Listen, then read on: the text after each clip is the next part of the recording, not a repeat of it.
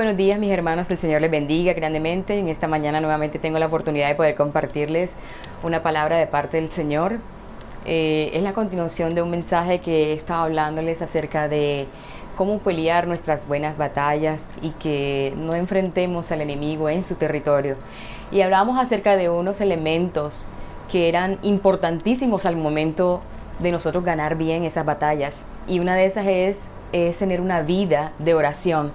Hoy vamos a tomar este elemento que es muy importante dentro de una batalla espiritual, que es acerca de la oración. Y vamos a ver a simple vista lo que el enemigo trata de limitar, porque él sabe que nuestras oraciones lo limitan a él. Entonces es una palabra muy edificante para nuestras vidas y a la vez es una forma de cómo nosotros podemos saber cuáles son los enemigos de mi oración, es decir, aquellas cosas que de pronto estoy haciendo mal y no me estoy dando cuenta, y que el Señor quiere hablarnos y que el Espíritu quiere alertarnos para poder contrarrestar esto. Así que vamos a colocar este tiempo en las manos del Señor y vamos a orar primeramente.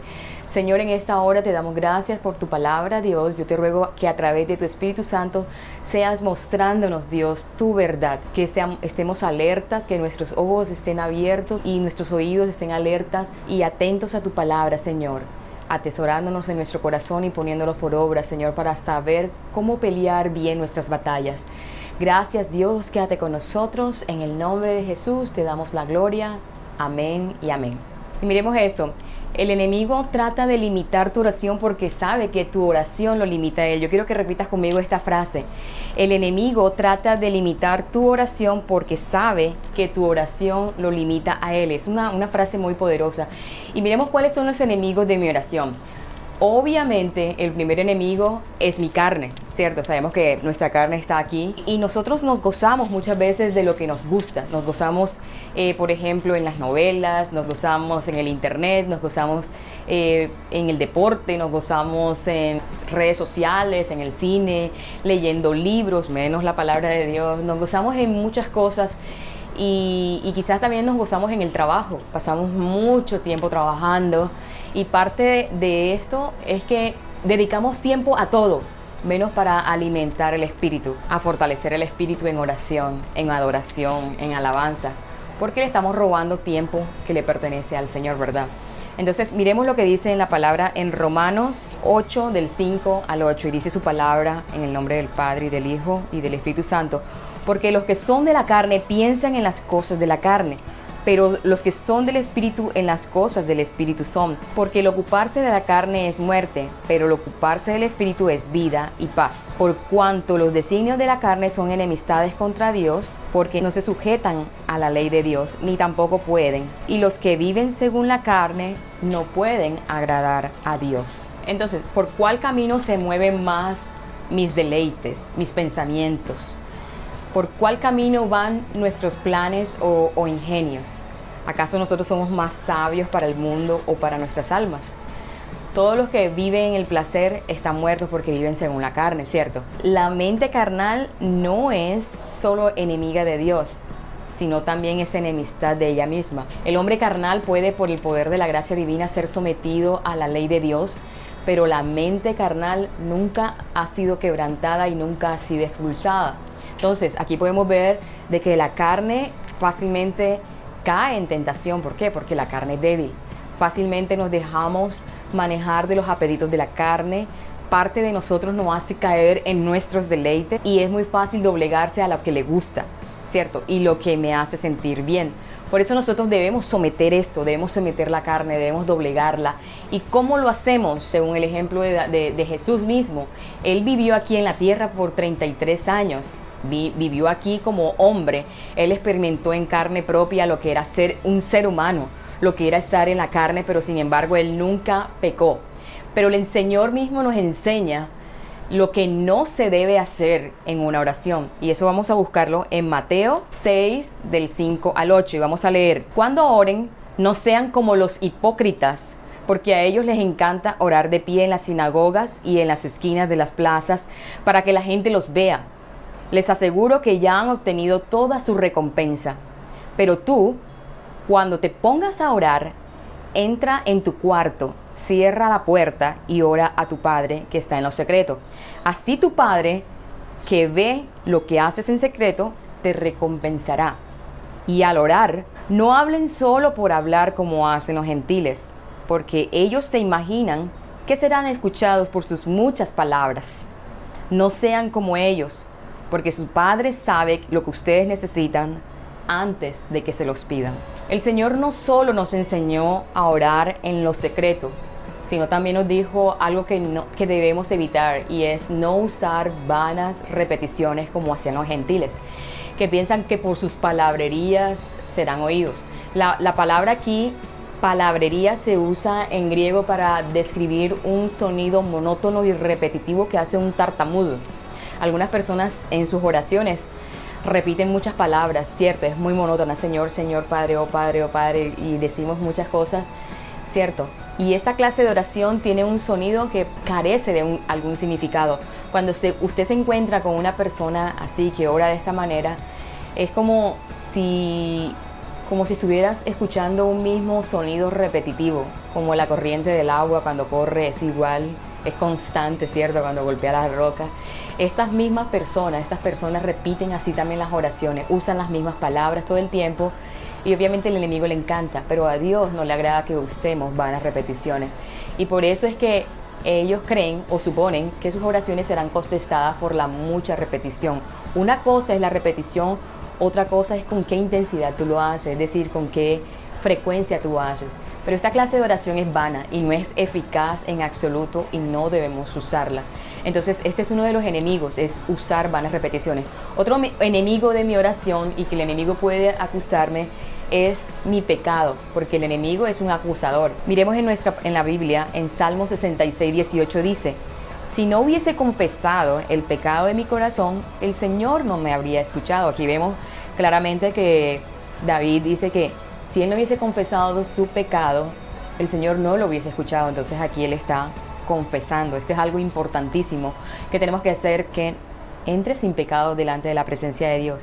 Y miremos Isaías 59 del 1 al 3 dice: la mano del Señor no es tan corta como para no poder salvar, ni sus oídos tan sordos como para no oír, pero las maldades de ustedes se han convertido en barreras entre ustedes y Dios. Por los pecados, ustedes han hecho que Él se oculte y no los escuche. Las manos de ustedes están manchadas de sangre y sus dedos están manchados de culpa. ¿Por qué? Porque sus labios dicen mentiras y su lengua dice maldades. Entonces aquí claramente nos muestra de que nuestros pecados nos separan de Dios. Así como dice el Padre nuestro, perdona nuestros pecados, así como nosotros también perdonamos a los que nos ofenden. Nosotros tenemos que entrar delante del trono de la gracia, primero confesando nuestros pecados, para que así el enemigo no tenga autoridad sobre nosotros de estar acusándonos de algo. Otro enemigo de mi oración es cuando mi oración no es la voluntad de Dios. Y vamos a mirar en Primera de Juan, capítulo 5, versículo 14 y 15. Y dice: la seguridad que tenemos al estar unidos a Dios es esta: Dios escucha nuestras oraciones cuando le pedimos conforme a su voluntad. Puesto que sabemos que Dios nos oye, tengamos la certeza de que Él nos dará cualquier cosa que le pidamos. Y seguidamente vamos a mirar en Santiago 4 del 3 al 15.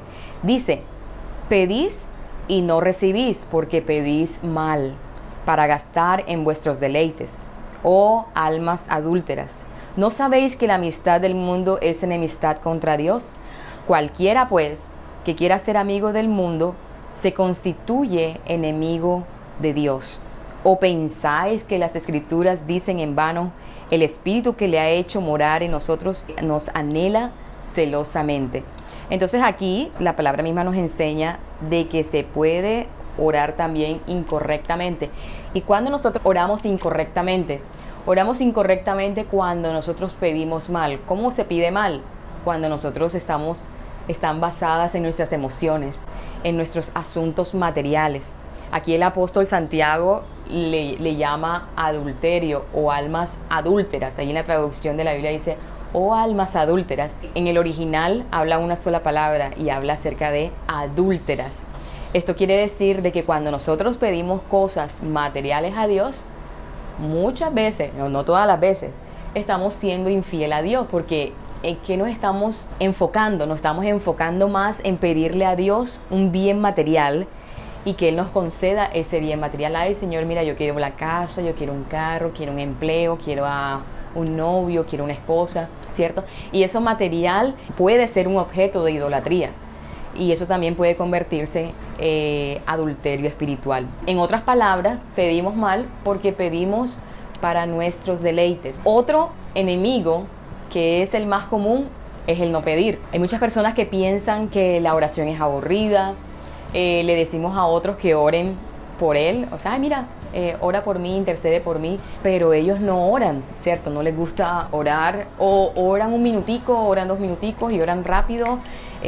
No pasan el tiempo necesario para cultivar una vida de oración. No les gusta orar, no les gusta pedir. Por ejemplo, cuando nuestras hijas nos piden algo y nos dicen, mami, queremos un juguete, o queremos esta casa, o queremos estos zapatos, ay, yo quiero un vestido de tal cosa. Nosotros siempre le decimos, bueno, ya ustedes saben a quién pedirle, no es a nosotros. Y hacemos que ellas mismas le pidan al Señor. Y ellas empiezan, papito Dios, te pedimos, proveas a papi y mami para que nos puedan comprar tal, porque ellas saben que quien nos da a nosotros es nuestro Padre. Y algo que nos puede ayudar a ver y usar la oración correctamente es reconociendo también de que nuestro Dios es nuestro proveedor y Él es el primero que tenemos que pedirle. Entonces aquí vemos esto. En Efesios 6, miremos Efesios 6, el apóstol Pablo nos describe cuáles son nuestras armas espirituales para luchar. Entonces recordemos que en el mensaje pasado hablábamos acerca de la armadura espiritual. Recuerdan que tomar el yelmo de la salvación y la espada del Espíritu, que es la palabra de Dios, orando en todo tiempo, con toda oración y con toda súplica en el Espíritu, y velando en ello y en perseverancia, y suplicad por todos los santos, a fin de que mi boca sea abierta o sea dada para dar a conocer el denuedo del ministerio, que es el Evangelio. Así que la oración aquí en el libro de Efesios se muestra como un instrumento de guerra, no como una varita mágica para satisfacer todos mis deseos terrenales o todas las cosas que yo necesito tener. Es el mantener una mentalidad de guerra que nos ayudará a evitar peticiones malas, es decir, oraciones que sean vanas, sino más bien como un walkie-talkie. Ustedes saben, así como esos radios de guerra. Así deben ser nuestras oraciones, que llegan directamente al Señor, y todo lo que nosotros le pidamos a Él va a ser para contribuir a la causa de la guerra, es decir, a la causa de la victoria. Así que todo lo que nosotros oremos, todo lo que nosotros pidamos al Señor, sea para la gloria de Dios. Recordemos lo que nos dice su palabra: mas buscad primeramente el reino de Dios y su justicia, y las demás cosas serán añadidas.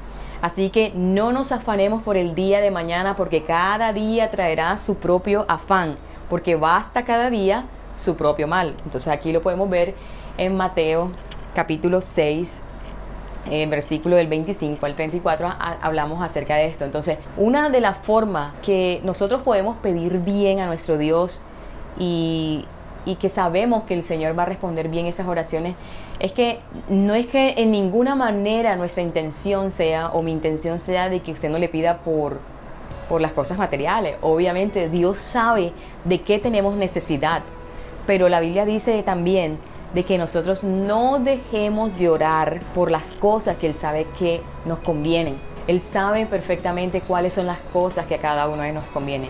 Pero tengamos muchísimo cuidado con hacer que las cosas que nosotros pidamos sean cosas que se conviertan en nuestros ídolos.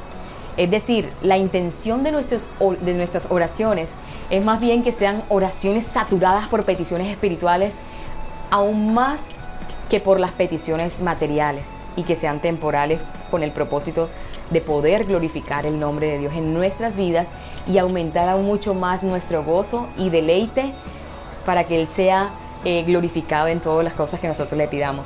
Así que ese debe ser nuestro propósito: pedirle más por las cosas que glorifiquen el nombre de Dios, por las cosas que aumenten más nuestra vida espiritual, más que enriquecernos por las cosas materiales.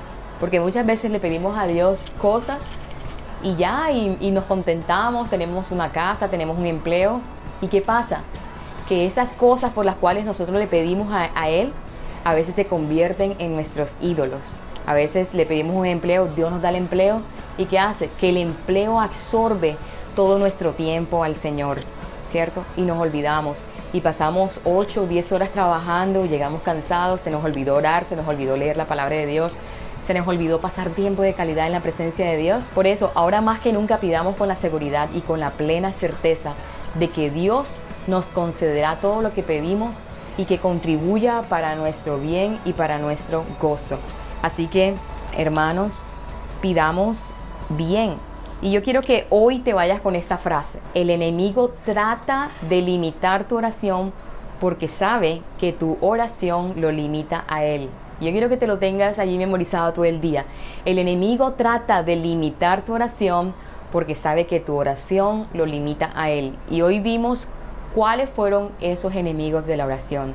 Así que, mi hermano, vamos a tratar de enfocarnos en todos estos enemigos y tratar de no hacerlos. Tratar de no caer en estos errores que muchas veces nos hacen perder nuestras batallas. Así que el Señor te bendiga y pídele con plena seguridad de que Dios te concederá todo lo que sea para nuestro gozo, pero también para la gloria de Dios. Y que esta palabra pueda aumentar aún mucho más tu vida espiritual y poder guerrear bien nuestras batallas. Vamos a orar. Señor, te damos gracias, mi Dios, porque sabemos que hoy hemos aprendido, Dios, lo que el enemigo trata de limitar mi oración. Él sabe que mi oración lo limita a él. Por eso él trata siempre de detener, por eso él trata siempre de perturbar mi oración, trata de colocar distracciones. A veces trata de que me enfoque más en mi cansancio. A veces trata de enfocarme más en las cosas que tengo que hacer primeras antes de que pasar tiempo contigo, Señor. Oh Padre, yo en esta hora yo te pido para que todas estas cosas, Señor, yo pueda enfocarme en cuáles son las cosas que yo he dejado de hacer por enfocarme en tus cosas, Señor, y las cosas que te agradan, Dios.